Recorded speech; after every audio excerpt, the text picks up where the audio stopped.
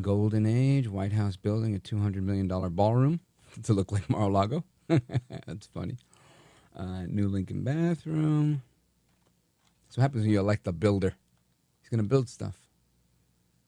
All right, let's see. All right, we're going.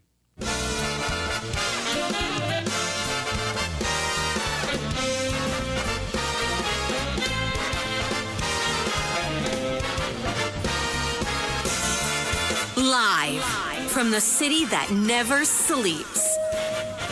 17 miles from Madison Square Garden, New York City. It's America at Night with Rich Valdez. America's favorite late night talk program featuring interesting guests from around the world and calls from across America. And now, here is your host, Rich Valdez.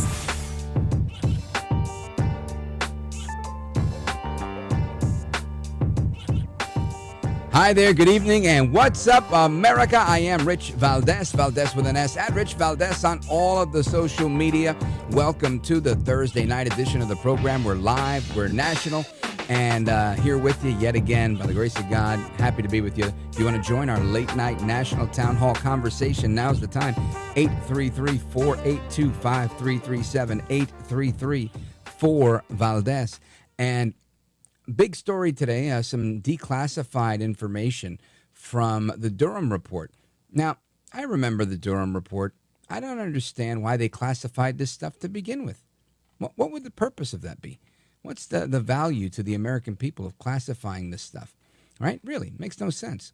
Apparently, George Soros is allegedly tied to a lot of this Russiagate stuff, and it was all in the government's possession. And again, Durham was the special counsel appointed by President Trump. And there was John Huber that was working with him, and it was all this big to-do, back then. And again, I need a refresher course. This is my genuine ignorance. I don't understand why we would make this stuff a secret. This is interesting stuff. The foreign sources that said that the FBI and the Obama administration would play a role in spreading these lies about Trump before the FBI even got into this stuff, these foreign sources were allegedly tied to George Soros and his Open Society Foundation. And this is coming out of this document that was declassified this morning. The appendix to former special counsel John Durham's report, released by the Senate Judiciary Committee, sheds this light on what Chairman Chuck Grassley says is, quote, one of the biggest political scandals and cover-ups in American history. And this is, I think it's a big deal. CIA Director John Ratcliffe, Director of National Intelligence Tulsi Gabbard, FBI Director Kash Patel, and Attorney General Pam Bondi worked in coordination to actually declassify the information in this document. And again, why? Why was this not made public to begin with? Right? That's what we did that investigation for. I'm lost on this one. I really am. Because I know that at the end of it, nobody got charged, right? Other than Kevin Kleinsmith and some procedural DC yada yada yada, he ended up getting over. So really, what is the point here? Anyone? Bueller? Because I can't imagine why we would put a special counsel in place, but for the deep state doing what the deep state does, right? This is how the deep state works, and it's like how deep is this deep state? Now I know some people don't like this term. Because they think that you lose some credibility.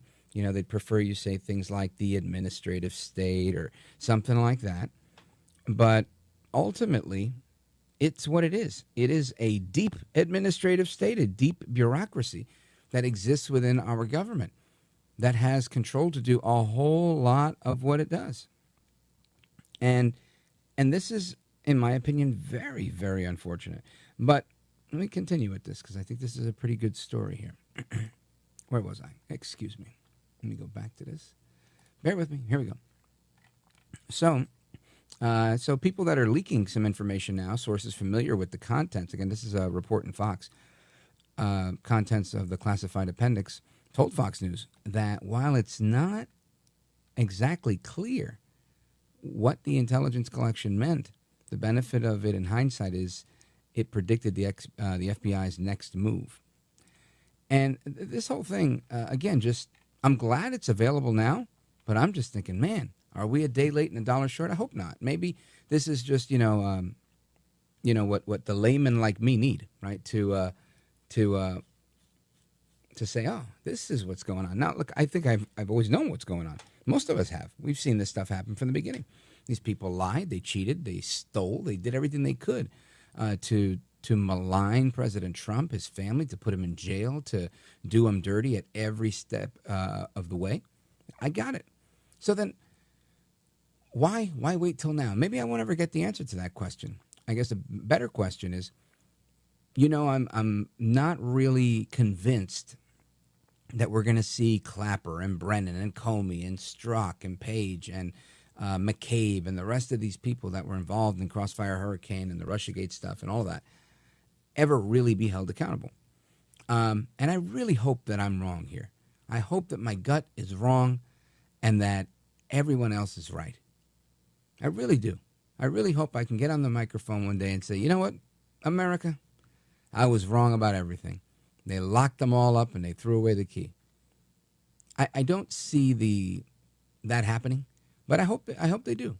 I mean, you got Clapper making some comments that sound like he's very cautious and maybe prepared for an indictment, but I just don't see it. I think ultimately, where do you find the judges that are willing to prosecute a former FBI director, a former CIA director, a former director of national intelligence, and bring them up on these charges of creating and peddling false intelligence?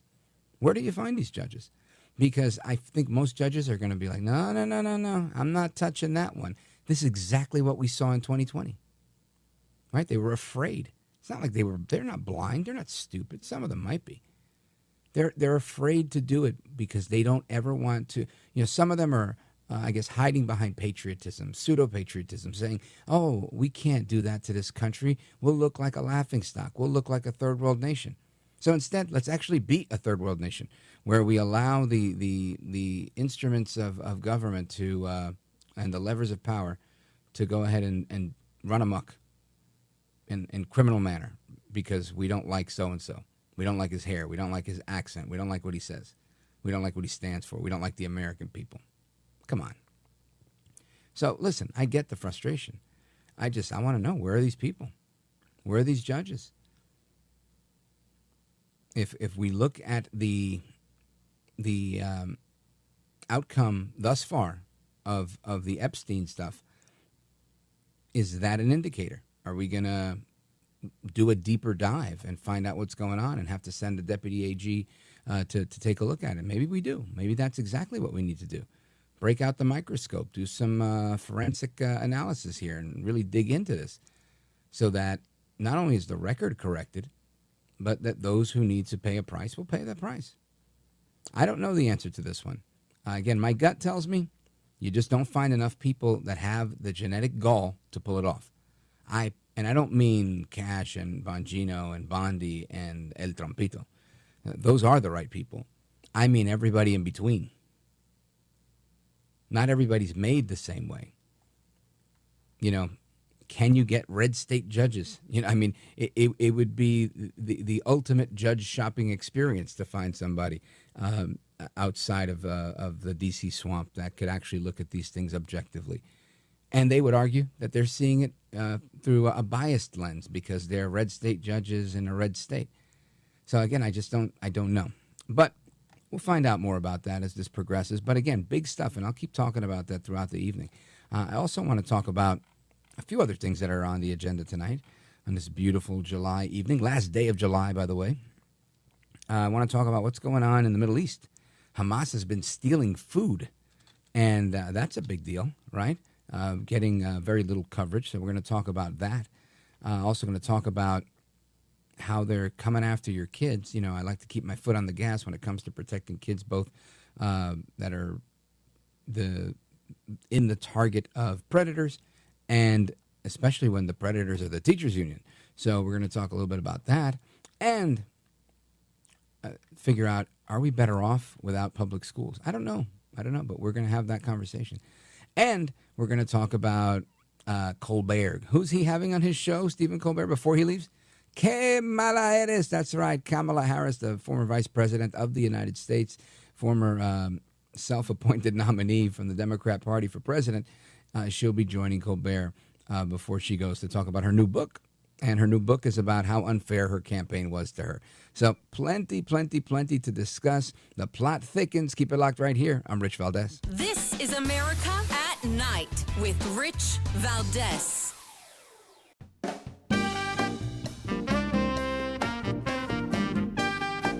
Well, thank you, Rich, and thank you for everything. I know you very well, and I listen, but I have a lot of people that listen, and they love your show, and I appreciate it very much. America at Night with Rich Valdez. And then on Israel-Gaza, there are some reports that negotiations with Hamas might not be continuing. Did you get any updates from Steve Witkoff on that? I did. Special Envoy Witkoff is actively talking with our counterparts in Israel about that, and he wants to give some grace to the president so he can fully brief the president on what he's learning on the ground in both Israel and Gaza. But the president put out a very strong statement on Truth Social this morning, which I'm sure you saw, and he said the quickest way to end this entire conflict, the humanitarian crisis that we've seen, and the crisis in Israel that, of course, started on October 7th when Hamas brutally kidnapped and raped innocent Israelis, that terrible terrorist attack, is for Hamas to surrender, to release all of the hostages, and to end this conflict. And that's what the president wants to see. He's made that very clear. But the special envoy will be in Gaza tomorrow, as I shared with you previously. That, of course, Caroline Levitt talking about the food problem. Special Envoy Witkoff going to check out what's going on. Apparently, Hamas stealing the food from the Gazans. This is food, and it seems like the UN's doing nothing about it. This is, it would be shocking if I didn't suspect them to all be in cahoots and to be rotten to the core to begin with. And I want to get to the bottom of this because I saw these videos all over the social media feeds yesterday. And I thought for the life of me, this is very bad for the PR campaign, for the propaganda part of the war that Hamas has been waging. And they didn't seem to care. So let's go to somebody who keeps his finger on the pulse of what's going on. Joel Pollak, senior editor at large, Breitbart News. Welcome, sir. Good to be with you. You bet. So walk us through what's going on. I mean, it seems like, we were headed in the right direction, potentially towards a ceasefire. Now President Trump says, look, I'm not going to tell them to stop doing what they're doing. They've got to do what they've got to do.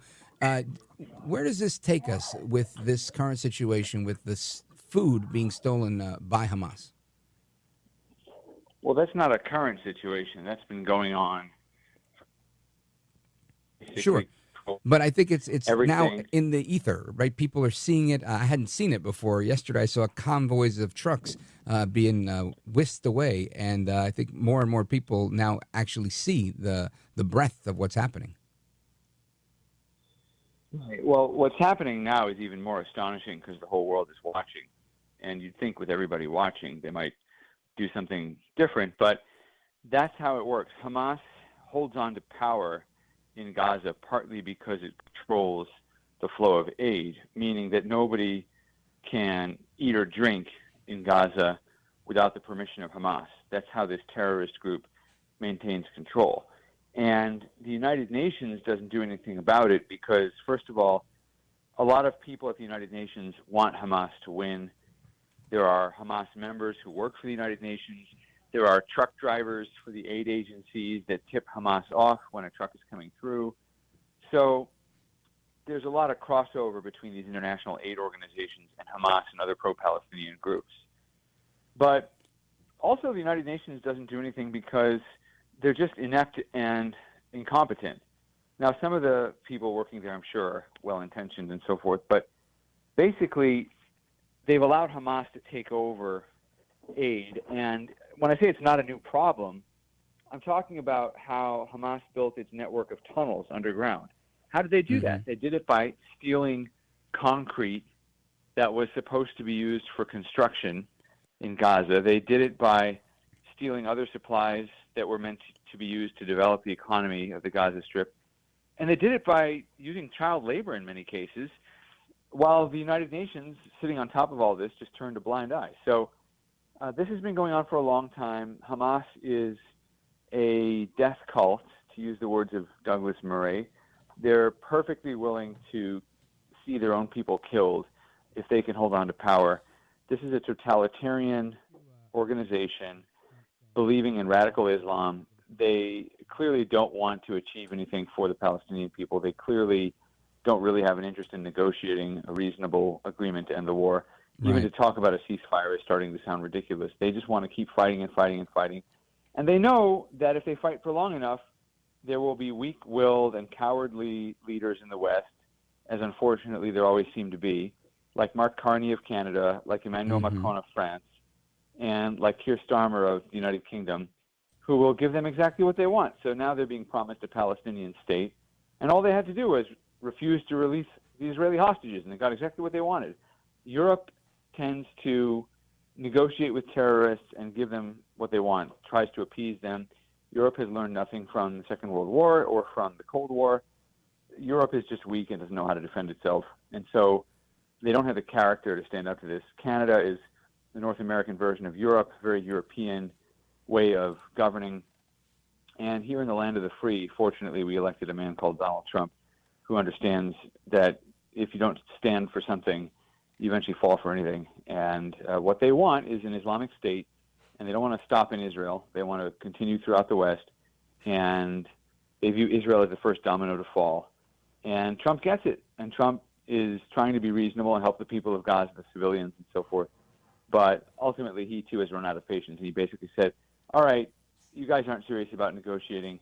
We're going to let Israel do what it wants to do, which is to go after the remaining hostages and try to see if they can rescue them or pressure individual Hamas terrorists to give them up and let them free.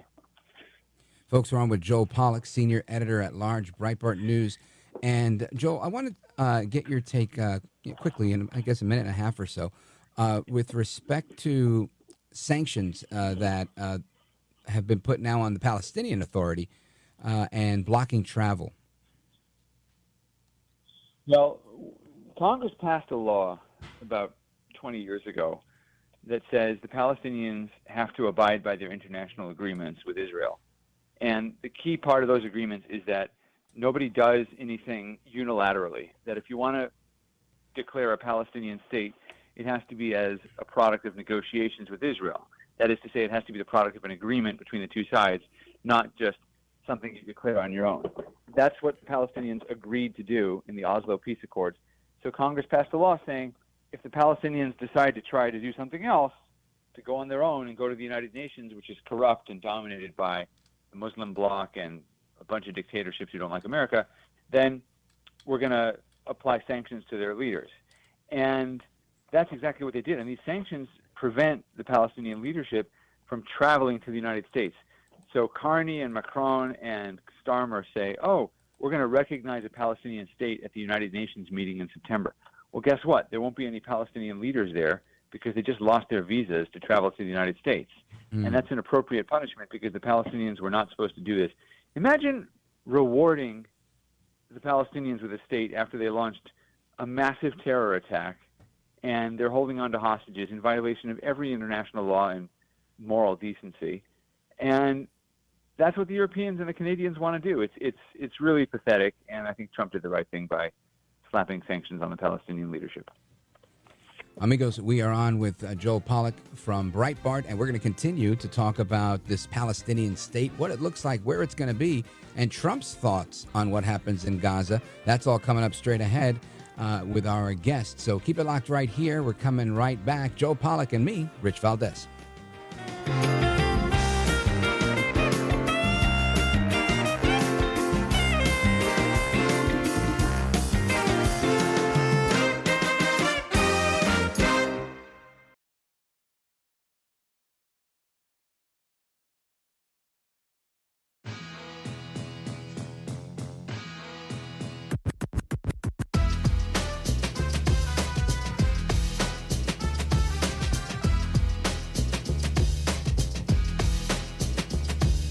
America at Night with Rich Valdez. Canada intends to recognize the state of Palestine at the 80th session of the United Nations General Assembly in September 2025. This intention is predicated on the Palestinian Authority's commitment to much-needed reform. Any path to lasting peace for Israel also requires a viable and stable Palestinian state, and one that recognizes Israel's inalienable right to security and peace. That is Canadian Prime Minister Mark Carney at a press conference yesterday saying that Canada will recognize the state of Palestine, a Palestinian state. And where will this be? Will it be in Gaza? I'm not sure how or where. I've heard the argument that the Palestinian state already exists in Jordan, and those that are in Gaza are just not a part of that. So I want to get a little bit more. And the more I want to get is the take of the president. The president had some comments. He was asked if we were going to buy Gaza. Here's what he said. Said we're not going to buy Gaza. We're not going to have to buy. We're going to have Gaza. We don't have to buy. There's nothing to buy. We will have Gaza. What does that mean? No reason to buy. There is nothing to buy. It's Gaza. It's a war-torn area. We're going to take it. We're going to hold it. We're going to cherish it. Under what authority? It is sovereign territory. Under the U.S. authority. Ultimately, what we have here is the Palestinians. Where are they going to go? Well, I want to bring it back to our guest. Our guest is Joel Pollak, senior editor-at-large, Breitbart News. Joel Pollak, what do you make of all this?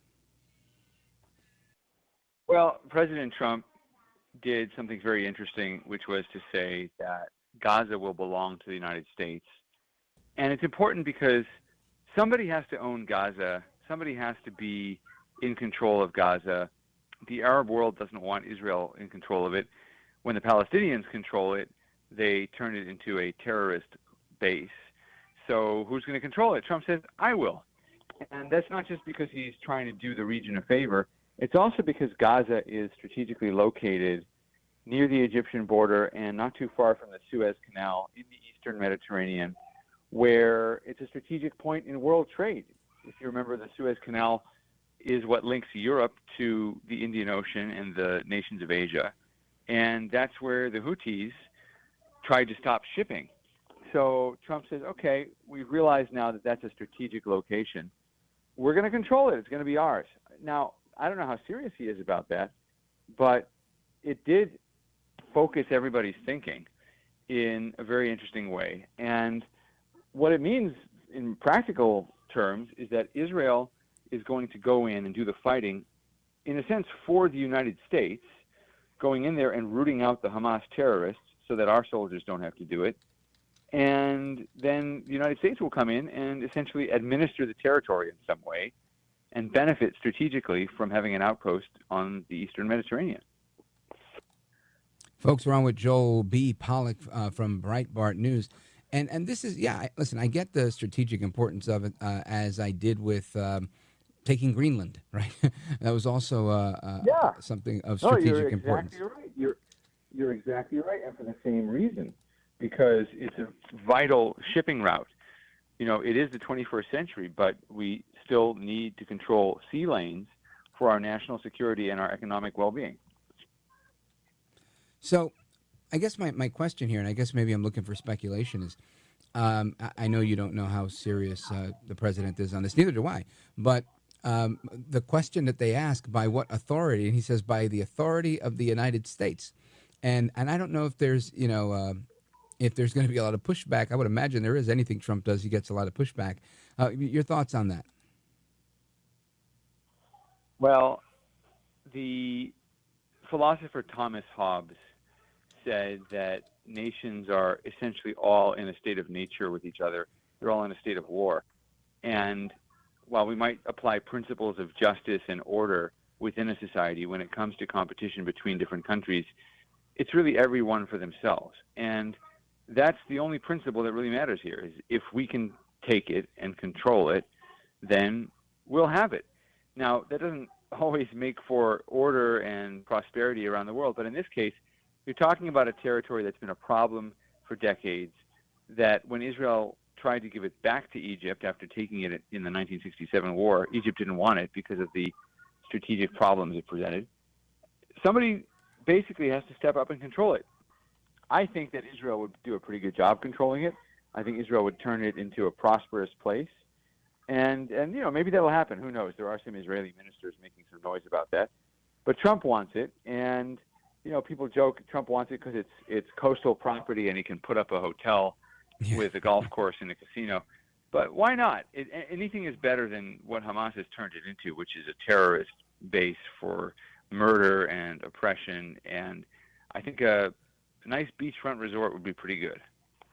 Yeah, I love a beachfront resort this time of year. Joel Pollak, let everybody know how they can keep up to speed with you and about your latest book and everything else that's going on. Well, you can keep up with me at Breitbart.com. That's the website I work for. And you can follow me on X at Joel Pollak, Joelpollak, no C. I've got a new book coming out on August 12th called The Zionist Conspiracy Wants You. And it's about Israel and lessons we can learn in our own lives. We'll be talking more about that in the next couple of weeks. But the last book I wrote is about President Trump's successful first 100 days in office. You can get that at Amazon as well. Outstanding. Well, I'm looking forward to hearing all about the new book. And folks, give him a follow on X at Joel Pollak. Joel, I want to thank you for being here. You're a gentleman, a scholar, a patriot, and I'm appreciative of you staying up late to bring us up to speed. Thank you. You bet. Thanks. And amigos, we have your thoughts, your calls, your opinions, and so much more coming up straight ahead. This is America at Night with Rich Valdez. Call now, 833-4-VALDEZ. That's 833-482-5337. 833-4-VALDEZ. That's Valdez with an S.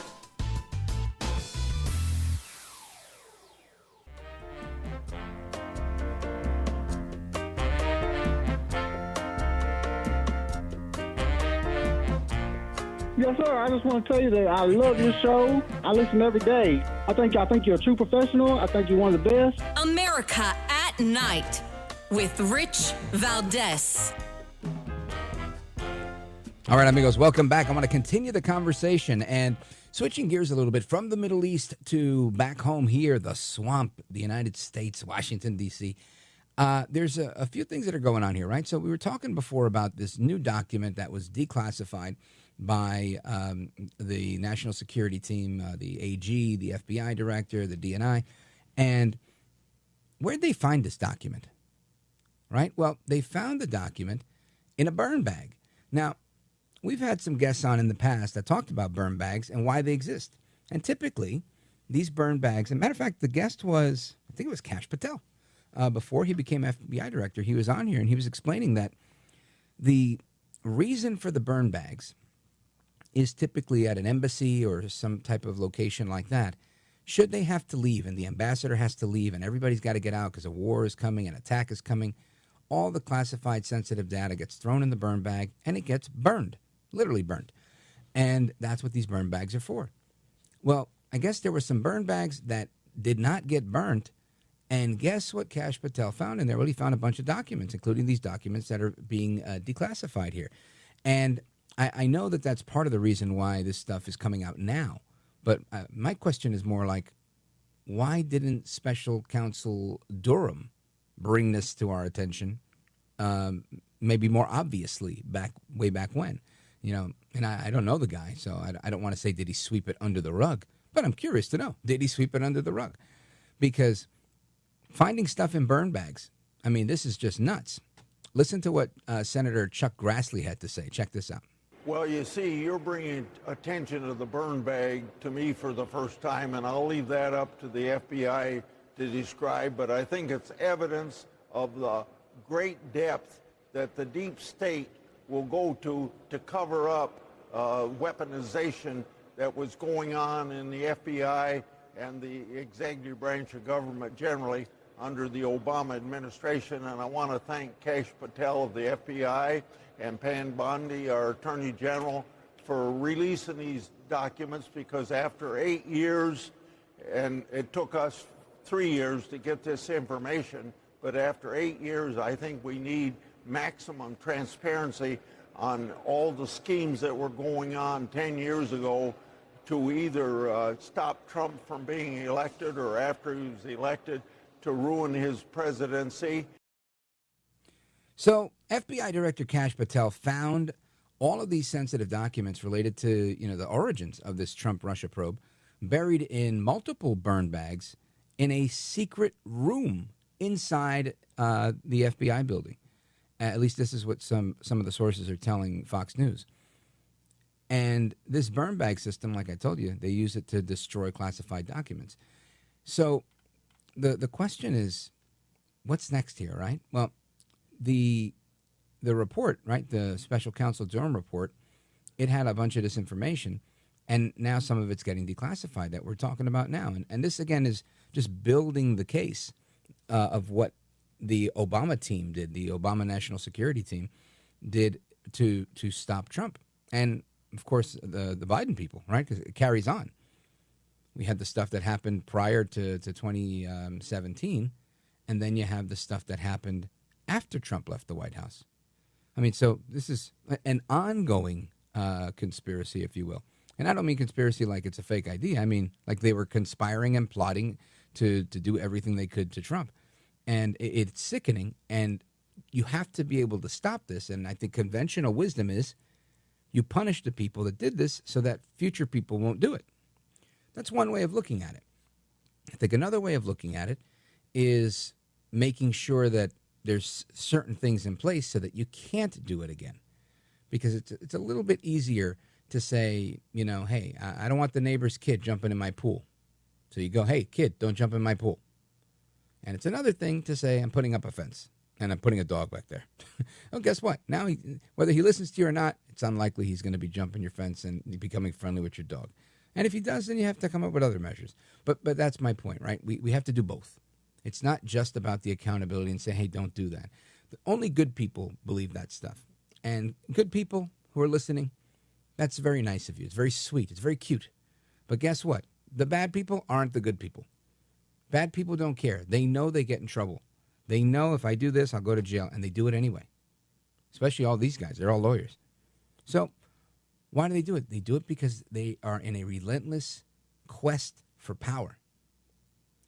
Anyway, this stuff is, it's like the novela, the soap opera that doesn't end between Obama, Biden, and all of these guys versus one guy. El Trompito, Donaldus Magnus, the 45th president of these United States, and all of his friends, and anybody that supported him or America. I mean, it's a wild time to be alive. It really is. Anyway, we'll continue with this stuff and more, and your calls. They're coming up next. 833-482-5337, 833-4-VALDEZ. This is America at Night with Rich Valdez.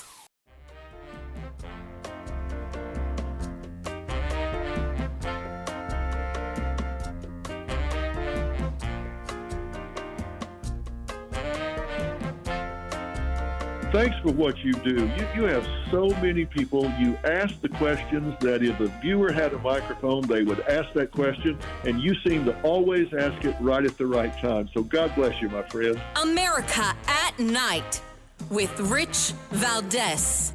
Since you brought up the declassification report that was put out by Senator Grassley today, I'm glad you brought it up because this should be a story every outlet in this room should be covering. This is further evidence that Hillary Clinton approved the Russia hoax against President Trump. Her campaign financed it. Again, she approved it. And the FBI and the CIA were both weaponized to, as our director of CIA has said, accelerate this hoax against then candidate and former President Trump. To answer the heart of your question, the president wants to see justice served, and he trusts the Attorney General and the Department of Justice to implement that justice and hold these people accountable. That's Caroline Leavitt at the White House press briefing earlier today, talking about this newly released Russiagate report and obviously further evidence that Hillary Clinton approved the Russiagate hoax. And again, it was her attorney, Mark Elias, that went to that intermediary third-party company, then hired Christopher Steele, the former British spy, to put this whole thing together. And these guys took it. And now there's, some people, again, as much as we know, are saying that even Brennan and Clapper the former DNI and the former CIA director, were saying at the time, there's no way anybody will believe this. And they used it anyway because they were so desperate to get Trump, and they figured, it was like a big joke. It was like, no, they're not going to believe that. And yeah, go ahead, go for it. Right? It was really designed to embarrass him and to just, they didn't take it seriously that he could actually win. So they thought nobody's going to care. It's all good. It's all good because, he's not going to win in 2016. Then he wins. And then they're like, well, he's definitely not going to, win versus Biden in 2020. And why were they so confident about that? I would submit that they were confident about that because they used that same type of lawfare that they used to put him in jail to keep him, to try to keep him off the ballot. Well, that was his third time around. But they, to keep him, to prevent people from being close to the poll watchers. Right? They didn't let the poll watchers get close in the name of COVID. And I think these are very important things that people don't take into consideration. Big legal irregularities in Pennsylvania and Wisconsin that are not about cheating per se, but they're about cheating, right? Because if you have a lawsuit, and again, that's what happened there. They had a lawsuit in Pennsylvania, and they took it to the state Supreme Court, and the state Supreme Court sided with the Mark Elias-led lawsuit. And they didn't create a law. They didn't say we're going to do this and that by way of the legislature. They just went ahead and the court said, all right, we've ruled so-and-so to be such and such, and boom. And this was, I think, defective. I really do. I think it was constitutionally defective. This is not how a state, you don't have a legislature, you don't have all of these mechanisms in place to represent we the people, and then allow a bunch of judges to decide, right? They get to interpret, but they don't get to decide what becomes a de facto law or, a temporary rule like they did during COVID.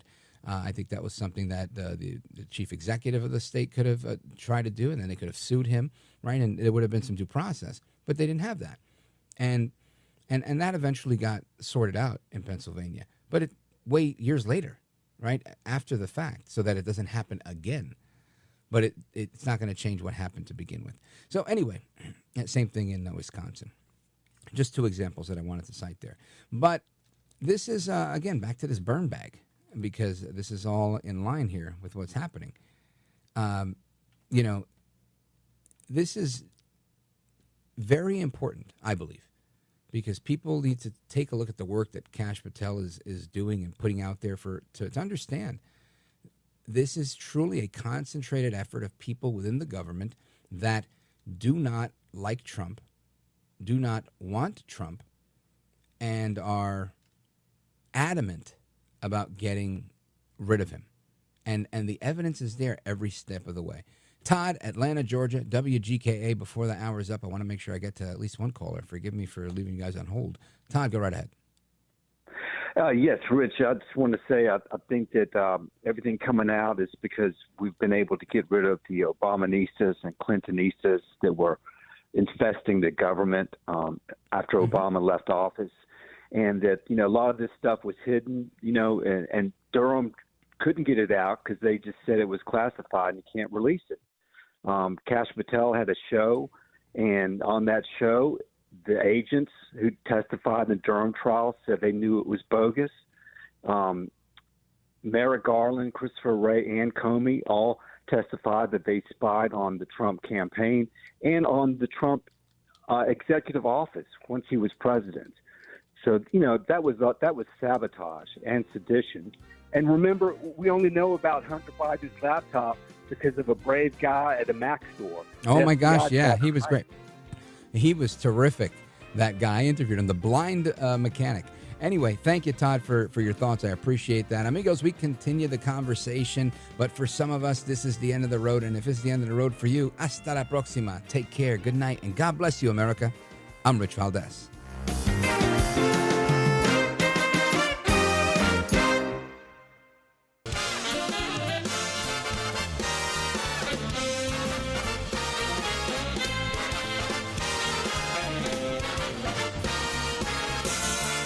Live from the city that never sleeps. 17 miles from Madison Square Garden, New York City. It's America at Night with Rich Valdez, America's favorite late-night talk program, featuring interesting guests from around the world and calls from across America. And now, here is your host, Rich Valdez.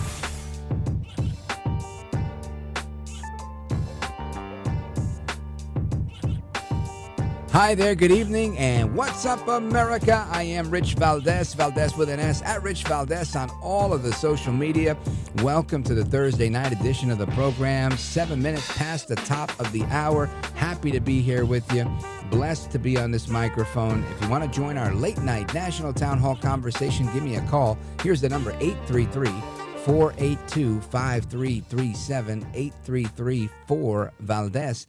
And El Trompito continues to throw blow after blow in D.C. He's going after them on every front, and I love it, right? He's going from buying Gaza under U.S. authority to telling the Israelis, do what you got to do to get rid of Hamas, to the big day tomorrow, right? The big day, tariffs go into effect mañana. And I think this is the day that the Democrats are going to remember forever, because why? Well, they said this was going to break the economy. And instead, the Treasury's brought in $120 billion. I think that was the number, right? Or some number like that. Maybe it was 120. Yeah, I think it was $120 billion. And again, that was 2 weeks ago's number. I don't know what it is now. Let alone scoring all these deals that allow for this to work. And economist after economist, or at least a good number of them, especially the critical ones, were, shouting from the rooftops that this was going to break everything. And look, I had concerns too that prices were going to go through the roof on certain things, and they still may, right? I'm not saying that they may not. I understand that I'm happy to pay a little bit more for something made in the USA if I have to, knowing that it provides economic security. Now, some people are listening to me say that, and they're going to say, well, that's good for you. You must have a lot of money then to be able to be spending more. Because you know what? I used to say the same thing. I've got a big brother, and a whole bunch of them actually, but one of them, he refused to use aluminum. He only liked to cook in cast iron, and only American-made cast iron. He wouldn't wear clothes that said made in China. I mean, he was really true blue. And I was like, Joe, come on. Where are you going to find this stuff?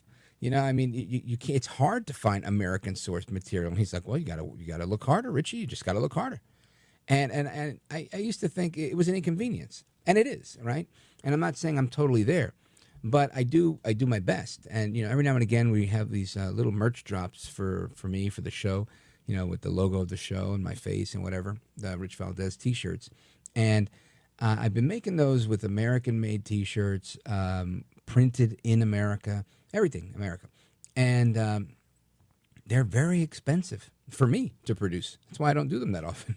And I think some people are making T-shirts for like a few dollars, like $3, $4, $5, something like that. Mine are into the double digits because of me wanting to have all of these homegrown things. But I use that as an example that I think the end user, people who want to wear a Rich Valdez T-shirt, are going to be happy that it was printed by my buddy Victor Jaramillo in Saddlebrook, New Jersey, in his small factory that he's got there. And that the shirts were, sourced in America and all that, American-made cotton. So I think people appreciate it, is my bottom line here. And they didn't know. They said that he was going to privatize Social Security. He was going to get us into massive wars. Instead, he's signing one peace deal after another, one trade deal after the next. And yeah, there's some conflict, but he didn't start these conflicts. You can't sit here and say that, the fact that Putin hijacked, the Donbass region of Ukraine, that's not because of Trump. If anything, it's because of the absence of Trump. You can't blame Trump wasn't in office on October 7th when Hamas decided to go and slaughter young people and rape old ladies and slit the throats of babies and burn them, right? There was one video I saw, they were burning them. It's just absolute insanity what they're doing. Trump wasn't there for that either.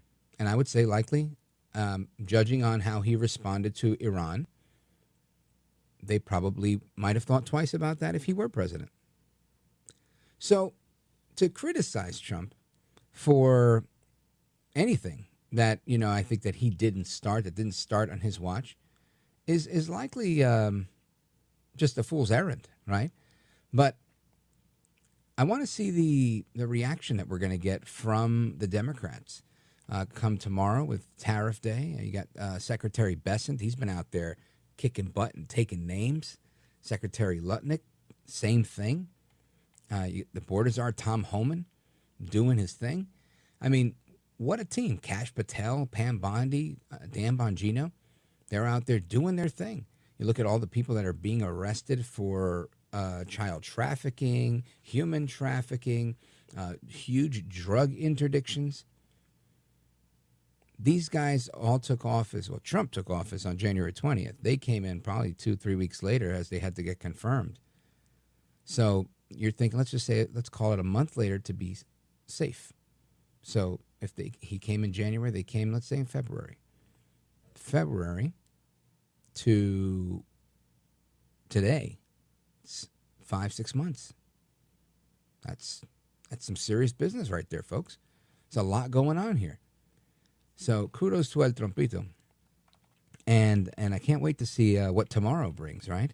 With August 1st, with the tariff deadlines upon us.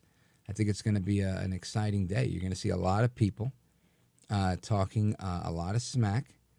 But this is what it takes to save America from the death grip of leftism within our media, within our government, within academia. This is what we're contending against.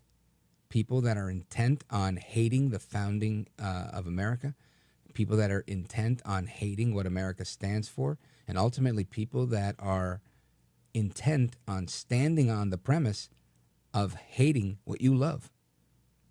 That's no bueno, folks.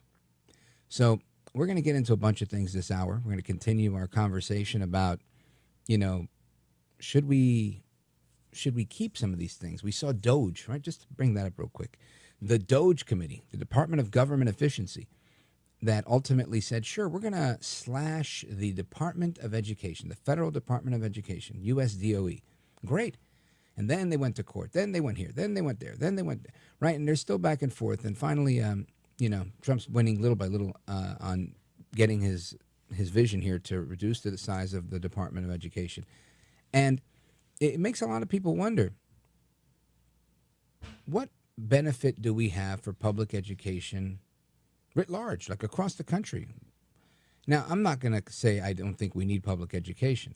I think we do, because I think too many people would take the option, go, I don't have to go to school. I don't have to send my kid to school. There's no compulsory education. All right, not doing it.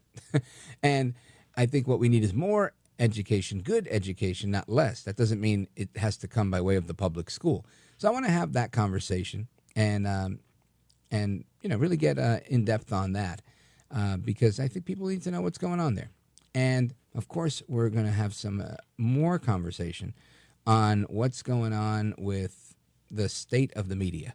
Right? Just recently, we saw Hunter Biden. He had this, I'm going to call it an amazing podcast. Amazing. And amazing, whether it's good or bad, you be the judge. And Colbert, he got canceled. Show's losing $40 or $50 million a year.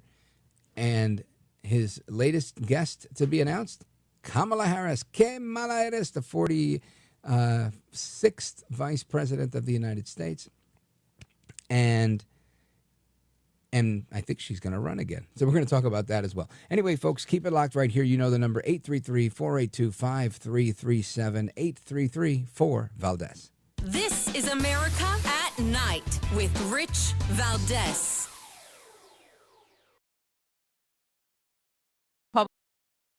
Public school enrollment across the country has been falling over the past 5 years, and that may have serious implications. States fund education based on the number of students. As enrollment declines, we need fewer teachers and other staff because we have fewer students to serve. But since the pandemic, many schools added staff and are now experiencing what experts call a fiscal cliff. Pandemic-era funding, known as ESSER funds, ended in September 2024, leaving roughly 250,000.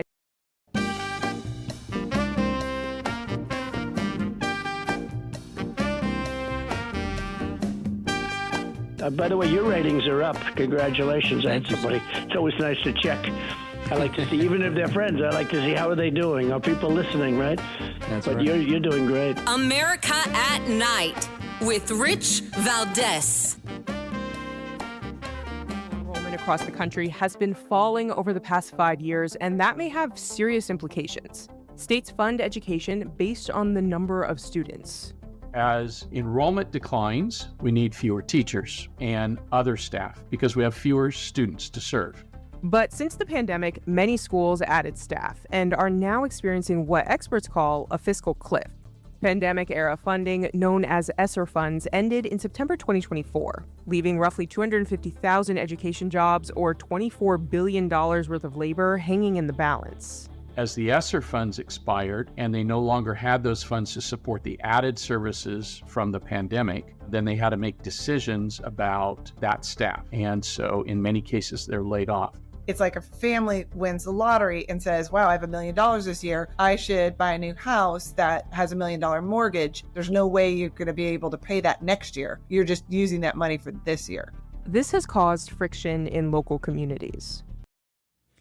That is a report from CNBC. And again, the premise, public school enrollment is declining across the country.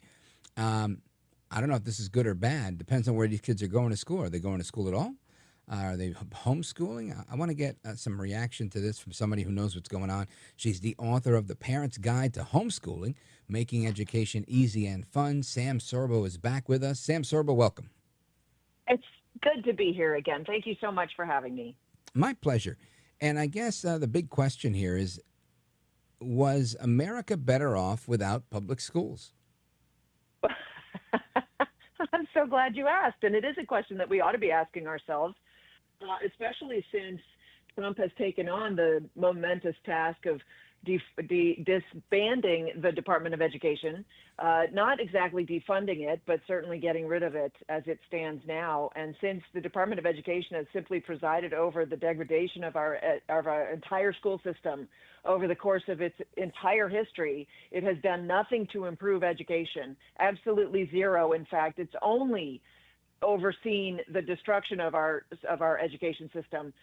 That's a step in the right direction. But yeah, I would posit that we've been going downhill ever since we invented the modern school, which is the factory school or the government school, as we call it. And of course, the big shift happened when they took the Bible and prayer out of schools, because once you divested the American children, the youth, from a knowledge of their place in history and a knowledge of their importance in the nation, basically in the building of the nation, you're left with a bunch of hooligans, and that's what we're training. We're training young people to consider themselves accidents of nature and consider others to be just as valuable as accidents of nature. And that's why we're seeing so much bullying, so much violence in the schools. We're also seeing increasing anxiety, depression, suicidal tendencies, all because the schools are training them to think of themselves as nothing more than an accident. Yeah, and this is, I think, concerning, and it's on the hearts of so many families, but yet it's not on the minds of so many Americans, because I think it's not a big enough part of the public discourse. Would you agree with that? And if so, why? Or why not? Well, okay, because education or schooling is not sexy. It doesn't sell newspapers. It's not interesting for the news media that much. The report that you just played, notwithstanding, a few of those reports back and forth, we'll also see when parents stand up to school boards and then they get marched out, suspending their habeas corpus and their right to freedom of speech and all that. And so, of course, now I'm working very, very hard to get justice for many of the parents who were unfairly and unjustly targeted by Merrick Garland's Department of Justice and the FBI under President Biden. And they did so knowing that they were trampling on the First Amendment rights of these parents. They wanted to say that the parents were being violent, but there was absolutely no history of violence. There's no evidence of any violence. That was sort of a shield that they erected that was their own personal fantasy to justify their actions of silencing dissent. And we have to set this right because we have to restore the family. The family unit is the bedrock of our culture, of our society. And the schools are now out to destroy family. And that is most evident. I mean, look, we just had Mahmoud versus the state of Maryland, where the Maryland schools argued that they absolutely had to talk about sex with little children, much to the dismay of a whole cohort of parents of traditional values. And they took that to the Supreme Court, in essence, codifying their right to talk about sex and homosexuality and gender with little children. And it's the parents who have the onus on them to voluntarily opt out of that, putting their children at risk of being ostracized. And the Supreme Court upheld that. And I know that conservatives are seeing that as a win. I do not see that as a win. I cannot imagine that the Supreme Court actually entertained the state of Maryland's right to discuss LGBTQ with little children. Like, that to me is so egregious and should have been laughed out of court. And they should have slapped them down and said, no, you absolutely don't have that right. You can't impose your ideology on the parents of this school district. But instead, we're going the other way. And the reason is because we all went to school. And so they had us captive as children to brainwash us to think that they are that important. And they are simply not. And now we see the results of that. We see the complete destruction of education in our schools. They've destroyed education by and large. At this point, we are 40th in the world among 40 nations. We spend more than any other nation per capita, per student. And yet we are absolutely abysmal in terms of academic results, which, by the way, is their metric. Their metric of education is academic, okay? But no longer. They're saying because this is the only industry in which you can claim a metric, state a target, miss the target, and then say, well, I changed the target. Now the target is LGBTQ. Now the target is critical race theory. Now the target is something else because I can't possibly hit the target that I set for myself. This is the only industry where they do this and still collect a paycheck. And you played a lovely clip on the way in saying, the money's at risk. Well, we've been spending far too much money on schools for decades. And it's time that we woke up and said, you know what? I think we're putting our money in the wrong place because our students are graduating unable to hold jobs, much less have careers. That's not what was promised them. They've overspent on college because they were promised a career and they're not being given what they were promised. And since when did we walk into a car dealership and plucked out $200,000 and say, give me anything with wheels? But it seems that that's what we do with our colleges today. Just send the kid to college and they'll turn out a fine young person. No, they won't. And we have young people that have been so infantilized by this system of schooling, which is not education, that they can't even be adults. They've invented a new term. It's called adulting when they exhibit adult behavior because adult behavior is so foreign to them. And that's why I'm an education freedom advocate. And I advocate for homeschooling, or what I like to call home education, because it's absolutely not school at home. And that's why I wrote Parents' Guide to Homeschool. Sam Sorbo, hang on right there. We're going to spend the next few minutes talking about the Parents' Guide to Homeschool, making education easy and fun. So stick with me, folks. We're coming right back with Sam Sorbo, sorbostudios.com, on X at @TheSamSorbo. And we're going to discuss her book, Parents' Guide to Homeschool, Making Education Easy and Fun. That's coming up straight ahead with me and Sam Sorbo. Don't go anywhere.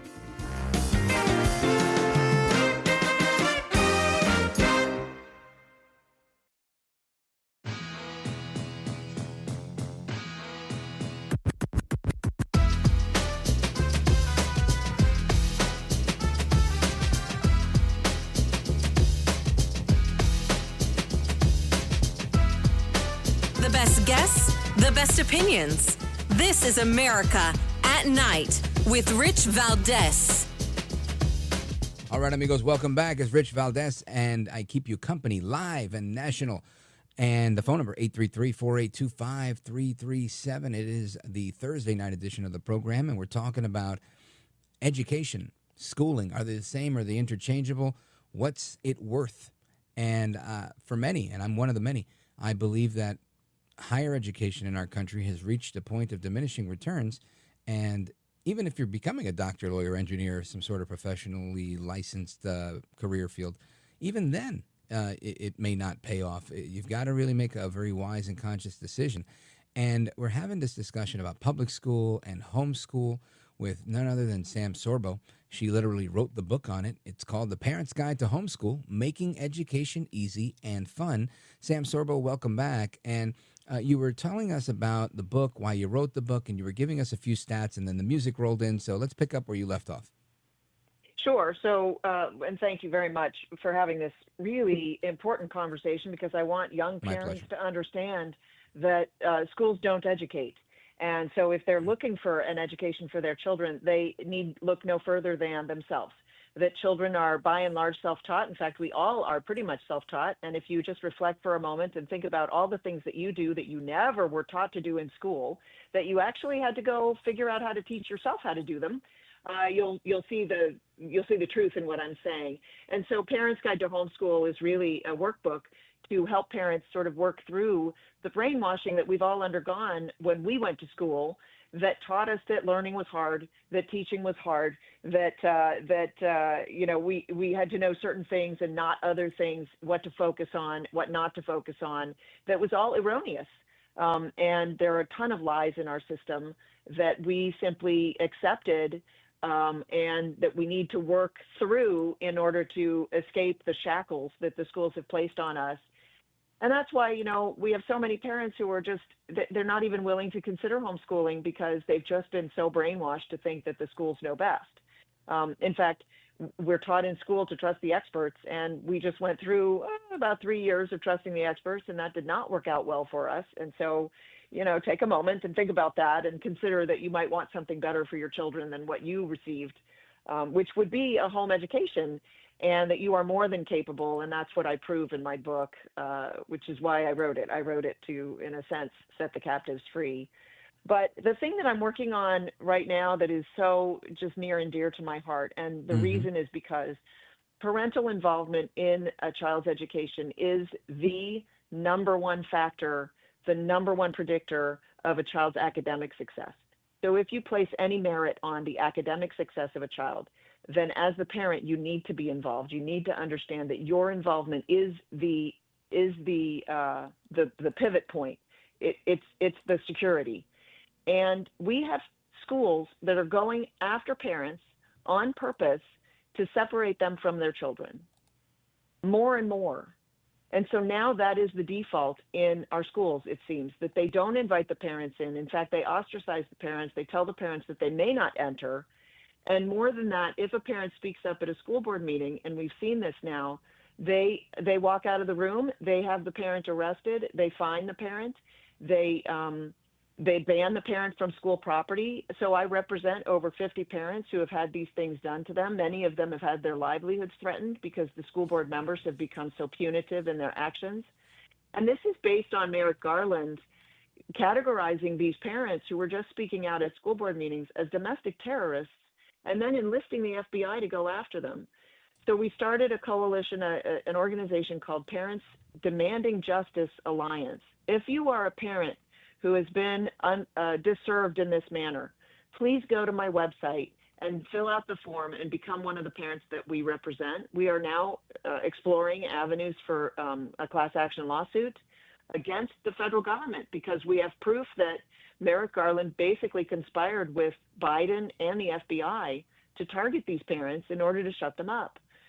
But the bigger picture is, because parental involvement is so, it's the number one factor in the success of the child. And the schools going after these parents, they are standing in the way of the academic success of that child. They're actually inhibiting the child's academic success. We have to stop that if we hope for our schools to be of any benefit to our children. And I'm not going to tell you that school is beneficial for children, because I don't believe it is. but it certainly can be detrimental. So can we Right. not at least do things to inhibit the success of children by being punitive against their parents and trying to prevent the parents from coming into the classroom? I have one parent who the school board member was just upset at what the guy said, and so he had the guy banned from school property. And this gentleman tried to pick his son up after school and was taken in for trespass, was arrested for trespassing. That's not reasonable, completely unreasonable. And so we're asking for an executive order by the President of the United States to recognize that these are the parents. This is the kind of parenting that we want. We want parents involved. These parents are heroes in my book. They stood up on behalf of their children in defiance of the mask mandates or whatever the school board was just tyrannically deciding on behalf of their children. The sex in schools, the pornography in the schools, the LGBT, the gender stuff. We have teachers who are taking children to Planned Parenthood, unbeknownst to their parents. This is aberrant behavior. This is not acceptable behavior. And so we have to turn this around because we need to make parenting great again. Forgive me. So I'm asking the parent in chief to help us in that regard, and maybe to have a ceremony honoring the parents, because these are the kinds of parents that we want. We want parents who are devoted to their children. That's what this nation needs. Outstanding. Sam Sorbo, let everybody know how they get involved. Again, you gave them the website. Give it to them again. Give them your X handle and let them know how they can actually take action on this call to action. Yeah, so on X, I'm at the Sam Sorbo. And if you just go to samsorbo.com, all the information for Parents Demanding Justice Alliance is there. If you'd like to contribute, it's a 501c3. If you are a parent who's been injured in this way, please reach out. We are aiming to represent as many parents as possible. I want justice for these parents. These parents are my heroes. They should be the nation's heroes. We need parents like this because we need to rescue our children from an abusive system now, an abusive school system. The system is unfortunately corrupted. There is a way to redeem it if we can make, I think if we can make school boards exclusive to each school, comprised only of parents of children in that school, that will then further involve the parents. And that's the first step that we're going to have to take to make the schools hospitable to children, is to get the parents involved so that these teachers can't just do whatever the heck they want. I know that, President Trump has now said, okay, we're getting rid of DEI. But come on, folks, you can't take the ideology out of the ideologue. And the teachers that are teaching today, many of them are simply ideologues, and they will teach whatever the heck they want to teach. They will call it something else. They'll say it's something else. You have to understand the pornography that's in the schools is hidden. It's in the books that the children aren't allowed to bring home. And those books exist. And so, and that's why they won't let parents into the classroom, because the books are in the classroom and they don't want the parents to find them. And, a lot of people think this isn't happening or it's not happening in their schools. Trust me, it is all the schools. It's in the textbooks. It's in the books that are in the schools. The librarians will tell you that it's not there, but they don't even know what they order anymore. They order book packages. They just place orders and the books arrive. And, the book is called The Bluest Eye. And you don't think that there's a rape scene that's graphic in the book, but yet there is. So, parents have to wake up. Homeschooling is much easier than anybody imagines, and it's much more rewarding than anybody really dares to dream. I'm living proof of that. And that's why I wrote the book, Parents Guide to Homeschool. I have other resources on my website. I am happy to help. It is the greatest thing since sliced bread. I discovered that, and I want to spread the news on that.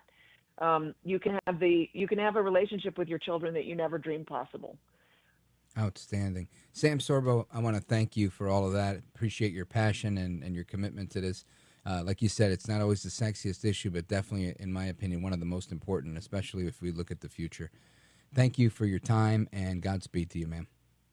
Thank you. God bless. You bet. And amigos, we continue with your thoughts, your calls, and everything else in our late night national conversation.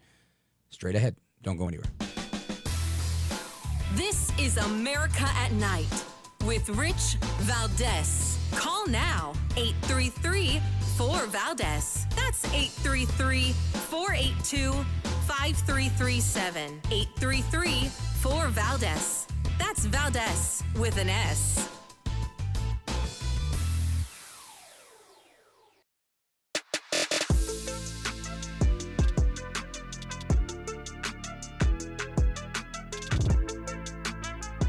Call now, 833-4-VALDEZ. That's 833-482-5337. 833-4-VALDEZ. That's Valdez with an S. Welcome back. It's Rich Valdez, and we continue with your calls. Let's see, where do we go here? We're going to go to Frank, Evergreen, Montana, KOFI. Frank, how you been, brother? Great, Rich. That was a great guest, too. Just on the same topic, I had a daughter. Well, she's a doctor now, but it was a lot of work as a home educator and putting through public school at the same time. It was just it was a battle with society too, because they don't like Mr. Moms raising kids, and this was back in the Hillary days, even before Biden's era. It was hell, but I did all right. What I wanted to call about is I had a neighbor. He was a Canadian pilot, and he came and trained in the Air Force down in the U.S. here, put in his 20 years to get all the medical benefits and vested with retirement, etc. And then go back to Canada for 20 years and try to get social insurance and everything and money up from their government. However, once he turns about 40, he's got to start seeing a doctor, and there's no hope in the socialized medicine up there, so he has to come down here. And, of course, he spends one day over 6 months in the U.S., then he has to lose his social insurance program. So, I mean, their whole Air Force is kind of, the majority of it's trained here in the U.S. They could not exist militarily without the U.S. I think that's always, not only the Air Force, I think that's all of Canada, right? They do have an army, and kudos to them, but I know that I don't think they have what it takes to enough people in their army to defend like a frontal attack on the North American continent. They would definitely need the United States. But yeah, good point.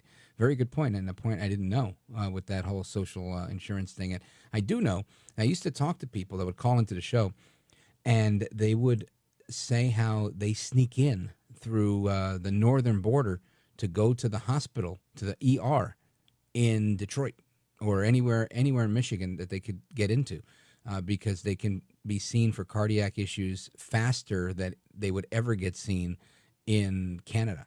And I thought, man, that's scary. Just imagine. Where are you going? I'm going to Canada. Well, I'm having chest pain. Just think of how scary that is. Man, God bless America. I wouldn't want to live in a country like that.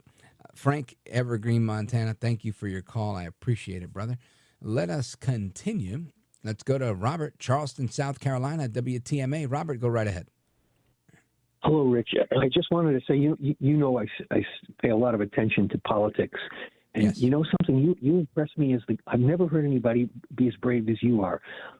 By the way, earlier in the broadcast, what you said. I mean, very few people would have the balderdash and the bravery to say really what you said over the air. And I just wanted you to know that because. Oh, thanks. What did I say? You should be commended for that. You talked about the leadership of the people who like the former head of the CIA, former head of the FBI, that kind of thing, yes. and what they're. Yeah, cooking the books. Those people what they're doing is wrong. Yes. But unfortunately, you know something, you pick on all the people at the top at the same time. Right. That's the truth. You know what I mean? Yeah, but it's like being the good guy in the company, and your bosses are crooked, but then you tell the other boss, hey, this guy's crooked, and they go, oh, really? And then it's all eyes on you. And again, I wouldn't have known these things if not for working in government myself. And that's when I realized, I was appointed by Governor Christie in his administration in the New Jersey state government. And there was but so much cover you could get politically, even though you were brought in as part of the administration, because we were outnumbered by the deep state class, if you want to call them that, right? The permanent employees that run the government. It's massive and it's self-serving. It's not for we the people. It's for they the government. And when I realized that, I said, man, I can't stay here. They didn't want me there anyway. And they don't want him there, and they it was just a wild experience of how corrupt and crazy. And again, that's back more than 10 years ago already, but it was just wild. So thank you for your compliments. I appreciate that, Robert. And I appreciate you tuning in. Amigos, we're coming right back. The rest of your calls, Idaho, another South Carolinian on the line, and more. Don't go anywhere. This is America at Night with Rich Valdez. All right, amigos, where do we go? We're going to Silver City, New Mexico, KNUW. Bill, go right ahead. Hi, Rich. I want to make some comments. I listened to your teaching person, and I've been thinking what I want is parity in the education system. I want half real men for the teachers. I want half men for teaching assistants, and I want half men for administrators and school boards, and half women for maintenance staff. The second thing we need to do is drop the requirement for teaching certificates or degrees for teachers. We need to start allowing people with life experience to be teachers right now. And I think the combination of the two is important. New Mexico's 50th out of 50. You were speaking how the United States is 40th out of 40. We're 50th out of 50. Wow. So, let me respond to some of those. I think those are all good points. The first part of it, I'll say, I don't know about the parity part. I think that it's got to be merit based. It's got to be whoever is good for the job and wants the job, right? And this is always something that comes up.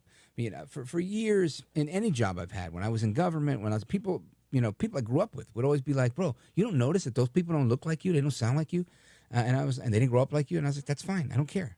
Matter of fact, I'm impressed that they don't look like me and don't sound like me. It gives me an opportunity to bring something new to the table. But the real difference here was the reason there's a Puerto Rican kid from Brooklyn on the radio right now, me, is because I like talk radio.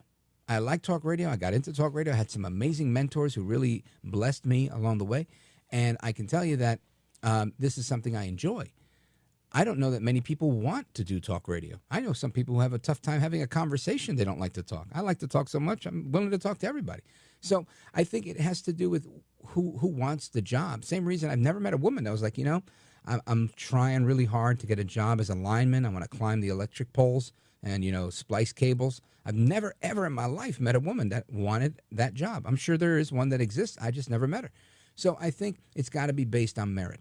Now, the other stuff, yeah, you're right. We've got to do better, and we have to be creative in how we do these things to move us back into first place, because we can't just sit here and sit back and lose. That's ridiculous. Bill, excellent points. Thank you for your call. Silver City, New Mexico, KNUW. Let's see, where do we go? Larry, Charleston, South Carolina, WTMA. Go for it, Larry. Yes, sir. I want to. I know what the solution in Gaza is. The Palestinians have lost the war, and now the Palestinians and the Israelis must separate. The United States must step forward and say they hate each other. They cannot live together. Trump must negotiate a peaceful exodus for the Palestinians to Saudi Arabia. Well, here's the thing, Larry. I think part of the issue here is I think the Jews and the Palestinians can peacefully coexist. It's the Hamas in Gaza. Hamas is the problem, not the Palestinians per se, because they were the first ones complaining, saying, thank you, Mr. Trump, for the food, when the food was coming, and it was Hamas that was stealing it. Larry, thanks for the call. WTMA locked in tonight. And, folks, I'm coming right back. Rich Valdez, don't go anywhere.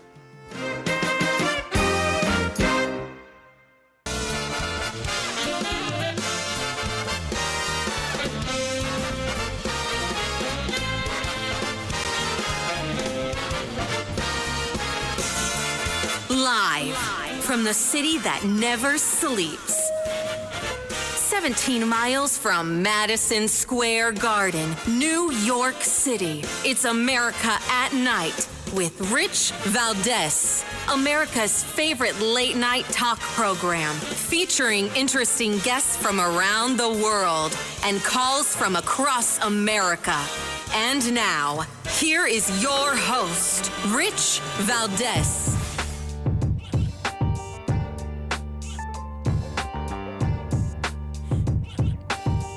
Hi there, good evening, and what's up, America? I am Rich Valdez, Valdez with an S, at Rich Valdez on all of the social media.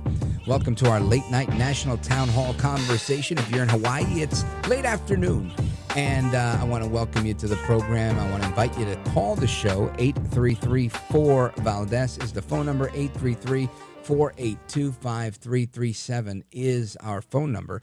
And we're going to talk about a number of things this hour, but I want to talk about something that I'm going to say is a little risque. You know, I don't usually do this. I like crazy stories, but this one's a little bit out there.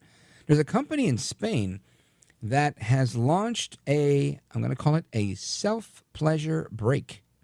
And so employees can enjoy 30 minutes of what they're calling self-decompression. Yep. And this is what they're calling a modern work pressure increase and some sort of relief for that. Crazy stuff, right? Now, this is an adult entertainment company, so that comes as no surprise, in Barcelona, Spain. And it's now providing its employees, at least as of the beginning of the year, it's providing its employees with 30 minutes of a break that will make you a master of debating. And you get this break every day, 30 minutes a day to enjoy yourself, literally, on company time. And they've set up what they call, now this is a quote from the article, a masturbation station. Yep, that's in the article. In hopes of helping employees reduce stress and improve productivity. Now, I think this is pretty wild. I told the staff in the control room about this article, and their jaws hit the floor.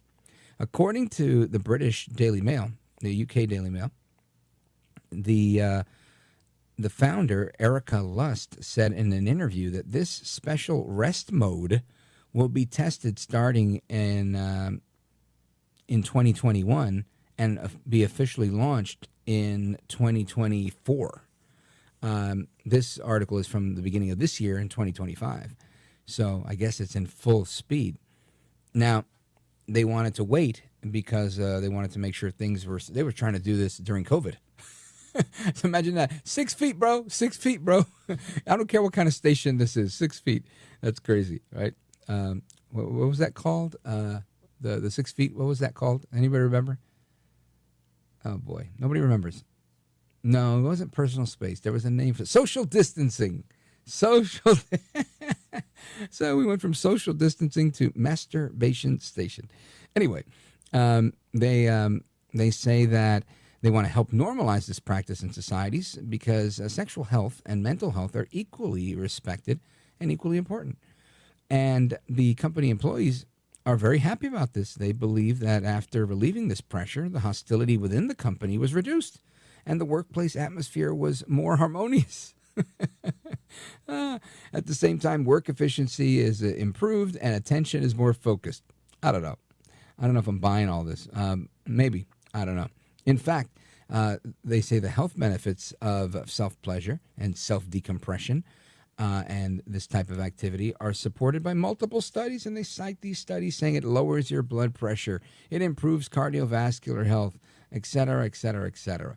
While critics say that this leads to bigger focus problems, more of a focus on if it feels good, do it, and not learning how to discipline yourself to do what you have to do, like work a straight 8 hours. So I'm curious to know your thoughts. I know many of you might be bashful on this topic, but I had to share it with you because I'd never seen something like this. And the fact that you've got companies that are, even if it's that kind of company, triple X type of company, even if it's that type of company, it's still happening, right? And I understand it's happening in Spain, but I'm pretty sure somebody somewhere is about to do something similar. I worked with a guy years ago, didn't have this, but he came from an HR company that had sleep pods, and they would let you sleep for 30 minutes. And this was going back into 20-something years ago, before my daughter was born, my little daughter. So she's 19 now. So, yeah, it had to be like at least 20 years ago. And, yeah, he would sleep on the job. They encouraged it. Same reasons. They felt that it was too stressful. You'd come back. You'd be in a better mood. You wouldn't fight with your coworkers, et cetera, et cetera. So there's clearly a movement afoot here of getting people to feel more comfortable at work like they're at home, which I guess is a ploy to get you to work longer hours or, get you to be more happy about being in the office. Just like a couple of years ago, there was a big move to get everybody to work from home. And everybody was saying, no, working from home is the best thing ever. We're super productive. Our productivity, we even work more now. I say, no, bravo, Sierra, BS. I don't buy it for a second that you're more productive because you're at home. I mean, maybe in the sense that if you're working from home and you want to get a cup of coffee, you got to walk over to your espresso machine or your Mr. Coffee or whatever it is you got. And if you were in a company, you might have to walk over to the break room, and that may be further away than your kitchen might be, right? Assuming you live in a 1,000, 2,000 square foot home, even 3, you're still going to make it on time. But if your workplace, most people work on a floor that's 5, 6, 10,000 square feet, so it might take you longer. It might take you longer to get in and out of the bathroom. So I get all that. Food's in the fridge as opposed to having to go to the break room or maybe even leave for lunch. So all of those things are I guess, legitimate considerations. But does that necessarily make you more productive because you've saved a few minutes on walking to get your food or walking to the bathroom? I don't know. I'm not totally sold on that concept yet. Anyway, I'm going to get to your calls momentarily. Of course, this risque topic and all the rest of them. And there's so much that happens in the news that, every now and then you got to blow off a little steam, because it gets too crazy, the news of the day, right? And, of course, the news of the day today has been the declassification of the annex of the index part of the Durham report and the connections to George Soros and how the George Soros people were, making sure that just make it up, basically, right? And again, I don't want to be charged with libel here. This is what's being alleged in multiple articles that I've read today. You also have yesterday's news of where these documents were found. They were found in burn bags, right? You got bags that were designed for classified documents to be destroyed, and these were found where? In a secret room, right? So little by little, we're finding out so much about how they're conducting business or how the Bidens conducted, or Joe Biden conducted business as the chief executive, as the commander-in-chief. And it's disheartening, to say the least. And this stuff is coming to light, and it's going to take a while to digest. So, again, my comments from earlier, I don't know that we're going to find enough people to actually prosecute all of these people. Where are we going to have judges? What will the forum be? Right? These are all serious, not only serious questions, but serious problems, because you can't just, they're not going to be able to, by they, I mean the administration's not going to be able to say, you know what, we're going to have to do all of this in a different jurisdiction, like the rocket docket, like we talked about the other night in Virginia. I don't think they're going to be able to pull that off. Maybe they can. Maybe I'm just, being myopic about this. But I don't know. I don't think I am. I think legitimately the main thing here is put safeguards in place to make sure these people never have this much power and can never work under this cloak of obscurity the way they did with the FISA warrant, with the pen register, with the spying, with the surveillance, all of that. No more. And I think the best way to do that is to stop funding the FISA court. But who am I? What do I know?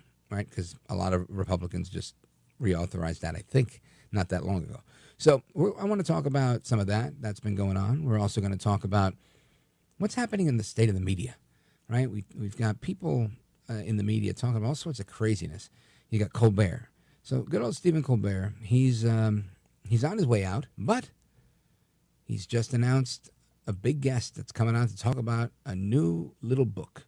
And that is ¿Qué mala eres?, the Vice President of these United States, former Vice President ¿Qué mala eres?, which means in Spanish, how bad you are.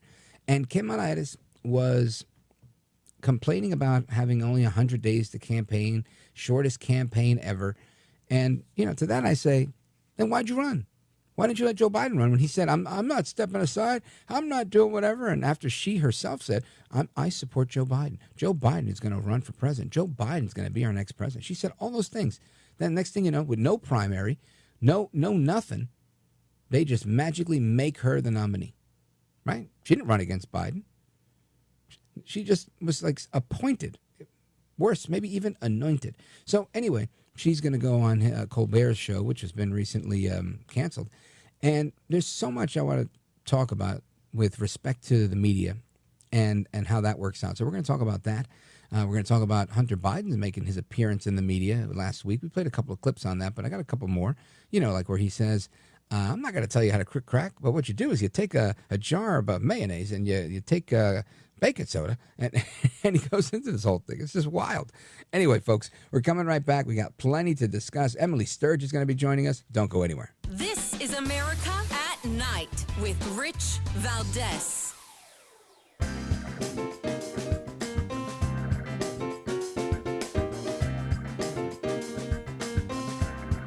I want to listen to you, Rich, all the time. America at Night with Rich Valdez. They did not handle Stephen Colbert, the face of that network, in the way he deserves to have been handled. I am the martyr, okay? Okay, there's only room for one on this cross. So Stephen, I love this. He's a martyr. Good for him. With his former Late Show producers on The Barbara Gaines Show, Dave lit into his former network. Dave's convinced canceling the #1 show in late night was not about low ratings, but was politically motivated to seal the deal for Paramount's $8 billion merger. One day, if not today, the people at CBS who have manipulated and handled this, they're going to be embarrassed because this is gutless. That, again, is David Letterman, probably the most left-wing late-night host we've had in forever. And he took to TV, starts doing interviews because he's very upset. He's very upset about Stephen Colbert not being handled correctly. And if this, to me, just smacks of entitlement, right? And I don't want to be critical. I actually I think Letterman's a great host. I do think that the lefties are funny. Contrary to a lot of my colleagues. I think Colbert is hysterical, personally. Not so much on this show, because he tells bad jokes about Trump that don't hit. But when he was on that Comedy Central show where he played a conservative, the Colbert Report, I thought that was hysterical. I loved that show. It was terrific. Anyway, that being said, Colbert is on his way out. He's got Kamala Harris coming in to try, I guess, to prop up the ratings so he can leave on a high note with everybody saying, look, it wasn't about ratings. It was about sealing the deal for Paramount. Well, let me say this. Wouldn't you, if you were the CEO of CBS and the CEO of Paramount and you've got the FCC chair and the rest of every other part of the government that's involved, and you spend most of your nights trashing this said government that it now holds the fate of your big merger in their hands, wouldn't you want to sweeten the deal and make it a little better and just be like, look, if there's anything I can do to make sure you guys just give us a fair shot. I don't want you to do anything wrong. Just, be more fair to us than we are to you on our late night show, right? Maybe that's what they said. And makes sense to me, right? I could see them making the offer saying, hey, look, you guys take this seriously. And FYI, we're probably looking to go a little more mainstream, not so hard left with our late show. And maybe that does influence the deal. I don't know. I can't speak for Chairman Carr or anybody else that's in the FCC and anybody else that's involved in this. But I can't imagine they'd be swayed by something like that. I think that the real reason here is what you keep hearing. The show is losing a lot of money. And what are you going to do? Bring in another host and pay them another boatload of money and have to pay out Colbert the rest of his money? It just didn't make financial sense to them. And I get that. TV is not radio, right? People have been saying radio is dead. People used to rally around the radio and with their families. And then TV came and they said radio's dead. And guess what? We're all listening to the radio right now, about 6 million of us. So anyway, before I get on my radio tangent, I want to get to this Colbert stuff with somebody who's been covering this for Campus Reform. Emily Sturge is with us. Emily Sturge, welcome back. Thank you so much for having me. My pleasure. So talk to me a little bit about your thoughts and some of your writing and commentary on Stephen Colbert. What's going on? What do you think? Absolutely. Well, I think it's very obvious.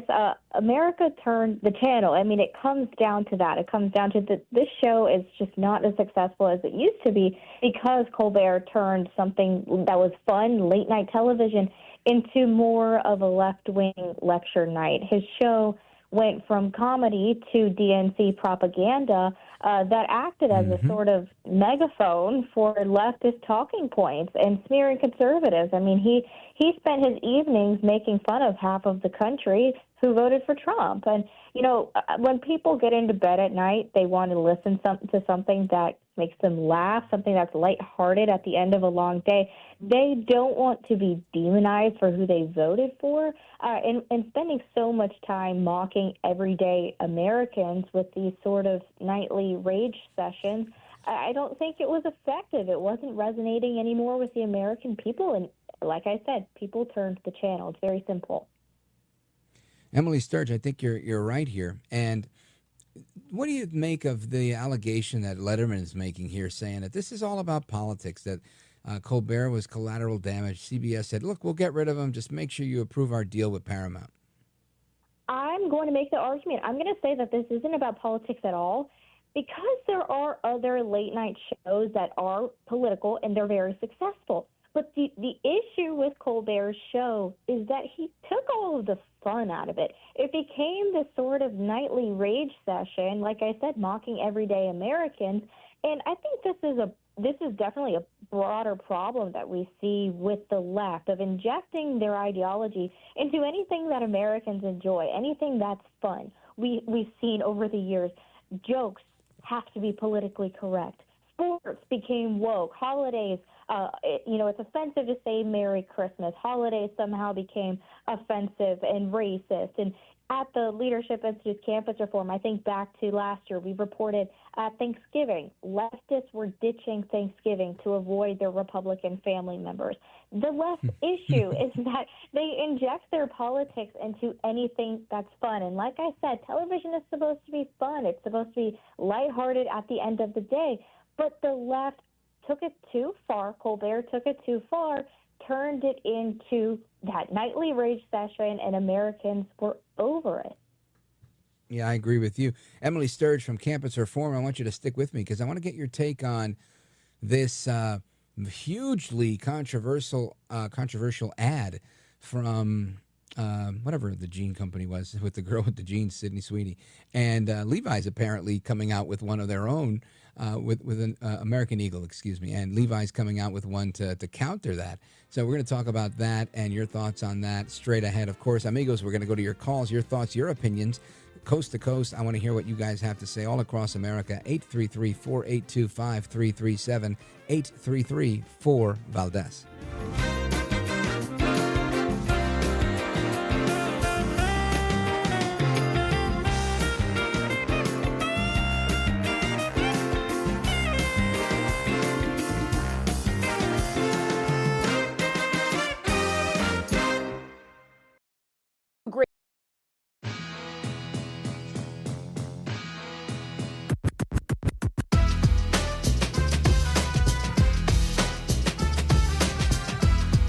You have given us the voice of hope. You give us hope, and we thank you so much for that. You make things seem brighter. America at Night with Rich Valdez. Great genes have in common. For some, Sydney Sweeney's latest American Eagle ad blurs the line, and not everyone's here for it. It was supposed to be a fun fall fashion rollout with the actress, but a cheeky pun in the campaign is fueling much deeper conversation.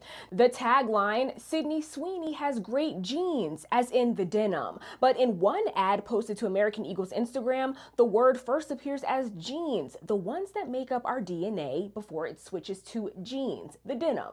Genes are passed down from parents to offspring, often determining traits like hair color, personality, and even eye color. My genes are blue. But Sweeney's talking points in a separate ad is what's fueling some of the online debate, with critics saying it hints at Eurocentric beauty ideals with racial undertones, being that Sweeney is a white woman with blonde hair and blue eyes. So this is the part that's lost on me. I really am. She says her jeans are blue. She didn't say her hair was blue or her eyes were blue. She said her jeans were blue. Now, perhaps I'm being overly simplistic here. But there's a lot of talk, right? People all over the internet are posting pictures of Beyonce wearing denim in an ad for Levi's, saying, how come Beyonce can do that? And it's great, and it's art, and it's culture. And Sydney Sweeney does it, and it's the biggest cultural phenomena we've ever seen.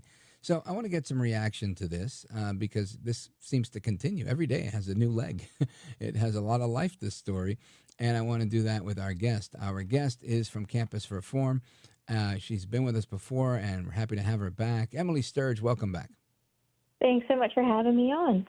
My pleasure. So talk to us about your coverage and your thoughts and your analysis of what's happening here, this fallout regarding the American Eagle denim campaign. You know, I'm so glad that you brought up the very, very similar image of the Beyonce campaign where she's in a very similar outfit. She even has a similar hair color in that marketing campaign as to the Sydney Sweeney ad. And yes, leftists painted Beyonce as empowering, and now they're painting Sydney Sweeney in a very similar image. They're painting her as Hitler. But frankly, I'm not surprised by the left's response at all. I don't find it shocking at all. These are the same people that took Aunt Jemima off the side of the syrup bottle. So nothing should shock us anymore when it comes to the left getting upset over marketing. You know, I think woke advertising has been dead for a long time. I mean, everybody remembers the Bud Light controversy with the transgender social media influencer that they put on the side of the can and worked with him on that social media campaign. Everyone remembers that. Their sales plummeted. I would say that's what really confirmed that woke advertising was dead. That was a while ago. And now it's like we have another confirmation of, yes, America was really sick of the woke advertising. Now nobody's putting up with it anymore. Yes, there's a few crazy leftists on TikTok who are making videos outraged, calling Sydney Sweeney Hitler for being a part of this this campaign. But I don't think that's the mainstream idea. I think most of America is on board with this campaign style of normalcy. We've seen so many campaigns, since the 90s, the early 2000s, that really reflect this Sydney Sweeney campaign of today. It's this sort of nostalgic Americana theme, and I think most of America is on board. You know, I think you raise a lot of good points there. And for the life of me, really, I fail to see the controversy here, which is what leads me to believe that this is a typical Marxist tactic of divide and conquer. It's the middle of summer. There's not a lot of news. They said, oh, perfect. Let's rip this person apart because why not? And it doesn't take much for the people that are out there, what they call the racial grievance industry. And they exist in many ways, but, we know who the usual suspects are. And it doesn't matter what happens. If it happened, it's because of race. And I'm not saying there's no racism, but I am saying we can't look at everything as if everything is racism. Because clearly, in this case, I don't believe that's the case. Even if some director somewhere was making this and said, oh my gosh, we could make this edgier if she says this, it'll be kind of edgy and they'll wonder, what did she mean by that? Even if there was even a hint of that, so what? You could do it the other way also, right? And I think they do it all the time. There are tons of movements in this country. People are all over the place on every side of every issue, painting things in the street, marching in the streets, speaking their mind. And a commercial to sell a pair of jeans, to me, if you don't like the commercial, you don't buy the jeans. Doesn't that make sense? But that's the thing, is people are buying the jeans. The stock is surging. I heard today that the jeans are sold out. I need to go on the website and take a look for myself. But this company is doing extremely well. And I want to point out how much money, the millions of dollars that companies invest into marketing campaigns, the amount of research, the brand testing, they're looking at trends that are happening when they decide what ads to do, what images to use. And this ad was directed at Generation Z. This company chose to go with an ad themed around vintage, nostalgic Americana. And we've been reporting at the Leadership Institute's campus reform for months that there is this patriotic revival that Generation Z is leading. And it's so exciting to see that the work that I've been reporting this, I've been saying this for months, and now I know a company that invested millions of dollars into research, they're acknowledging this trend too. Gen Z is experiencing this revival back toward traditional American family values. They feel much more confident under this presidential administration than under the previous administration. And it's so exciting to me to see that even major corporations are recognizing this cultural movement that young people are really embracing. Yeah, I think you're right. And America's watching. We have a election in New York City, an election that is going to be, I think, largely decided by Generation Z. That it's the biggest voting bloc of registered voters from what I saw the last time I looked. And this is why I think people are going after Generation Z, because there's influence there. There may not be a ton of buying power yet, but there is, right? I mean, they do have jobs. They are buying stuff, and they can vote. So you can't write them off. Emily Sturge, I want you to take a moment and let everybody know how they can follow the work that you're doing and keep up to speed with everything you got going on. Well, thank you so much. And I am publishing stories every day at campusreform.org, and I am at Rio Emily Sturge on all social media platforms. Excellent. And one more thing. There was a story I saw a little while ago. Before I let you go, I want to get your take because this is kind of up your alley. Brown University saying, all right, we concede we're willing to also make a big settlement with the Trump administration in order to get our federal funding back. What do you think of that? It's been so exciting to see. Brown University, follows Columbia University. We saw a $200 million settlement recently with Columbia, too. Finally, and we're expecting Harvard. Yes, the Trump administration has been able to bring Harvard to the table, which has been so exciting to see. We are expecting to see big news out of Harvard soon, and we'll keep you updated at campusreform.org. It's upsetting to me that it took so much legal pressure and so much pressure with the federal funding for universities to stick up for their students. But finally, we have an administration that, is putting the pressure on universities, saying that you need to stick up for your students, not just your Jewish students, but your entire campus, and take out the discriminatory practices that those universities were using for so long in their hiring and admissions practices. It feels good to have an administration that's fighting for fairness for students specifically. I'm excited to see those settlements taking place with universities. Finally, I feel like students are winning at the end of the day. Yeah, listen, any blow to the left is a victory worth celebrating. Emily Sturge, thanks for being here with us. Godspeed to you. Thanks so much for having me tonight. You bet. And amigos, we come back with your thoughts, your calls, your reactions, and so much more. Don't go anywhere. This is America at Night with Rich Valdez. Call now, 833-4-VALDEZ. That's 833-482-5337. 833-4-VALDEZ. That's Valdez with an S.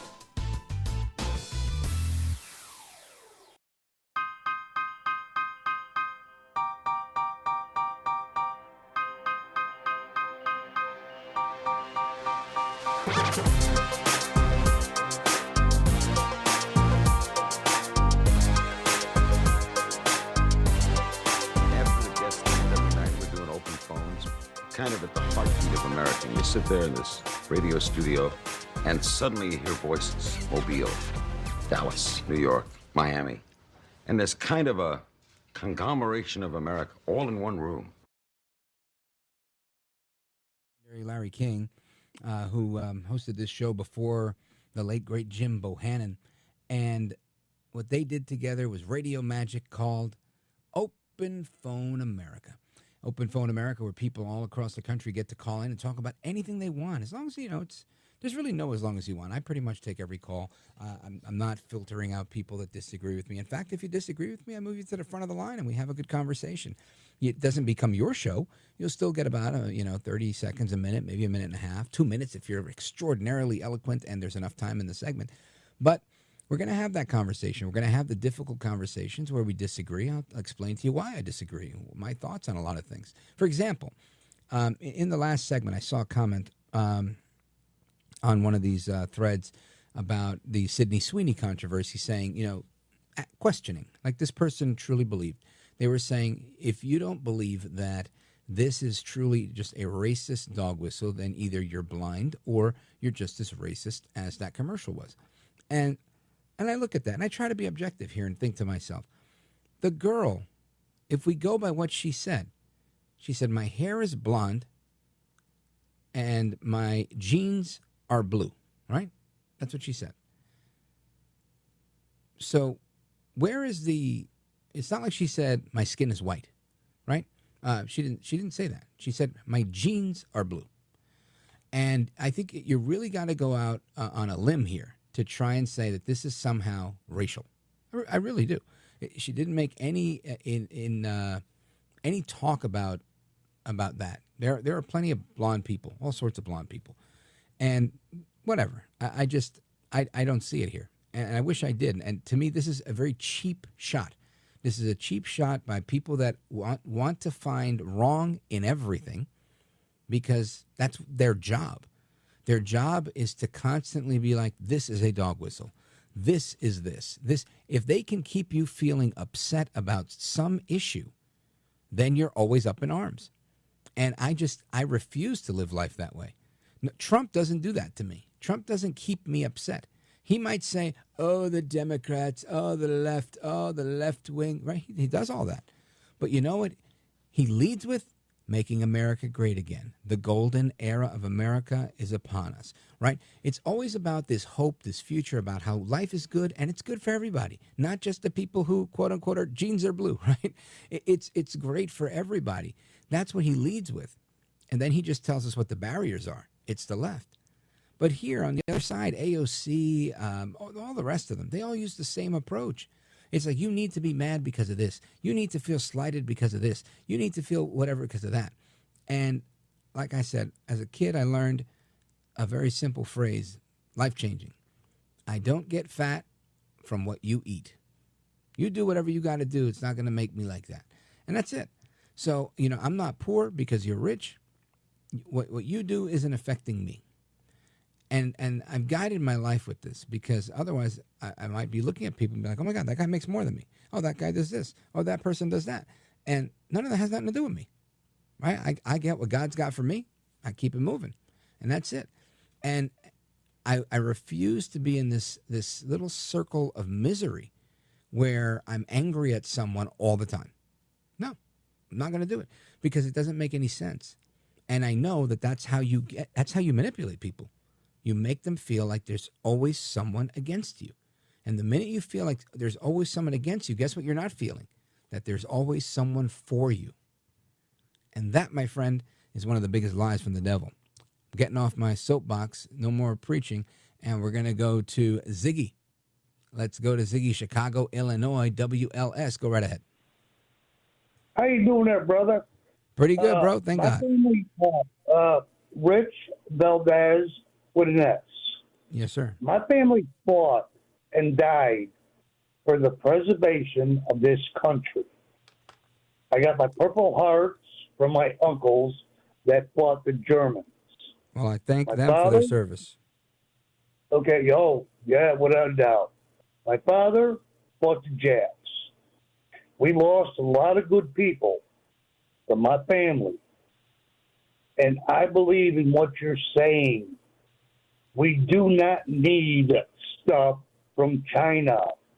We do not need stuff from Russia. I will pay an extra $10 for a T-shirt that is made in the United States of America. My family fought to to the preservation of this country, to free the other countries that were in deep trouble. And we fought and we fought, and why the Democrats want to split us all up over a blonde-headed, blue-eyed girl with blue jeans, I do not know. Right. No, you're 100% right. 100% right, Ziggy. This is a classic case of divide and conquer.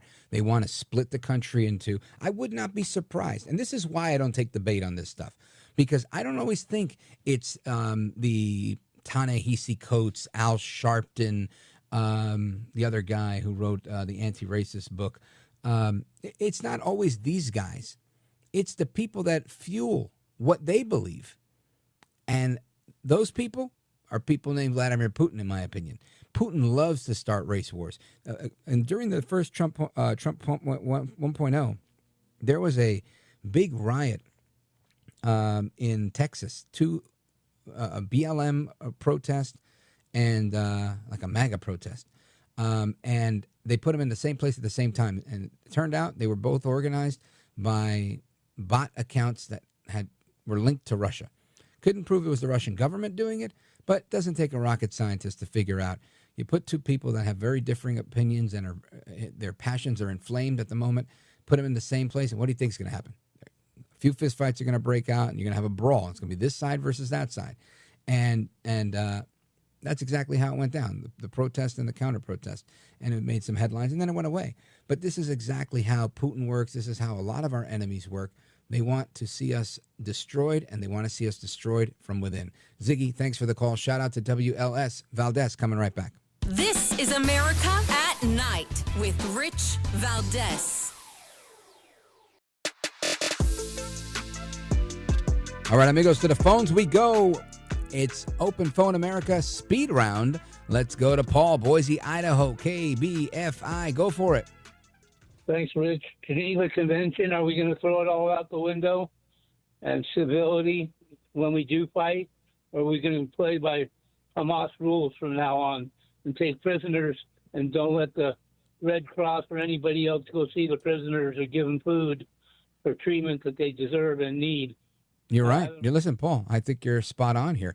If you look at the way Hamas does what they do whatever they feel like doing, using little kids as human shields, stealing the food, at one point they were stealing pipes, the pipes that they used underground to bring water to the people. They used those in order to create rockets.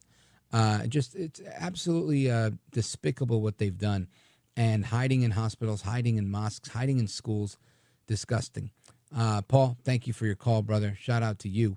And let's go to Tony, Montreal, Canada. Go for it, my man. Listen, Rich, you spoke about Sydney Sweeney yesterday and the pathetic attack, but I just want to make quickly a statement on the Steele dossier. If Richard Steele is the genesis of that report, he should be in front of the Congress to answer under subpoena, and he should be there for a month until he exposes all of the co-conspirators. And I believe that the Republican Party, the rhinos, they were happy to see Trump go down the first time because they didn't want. I think you're probably right.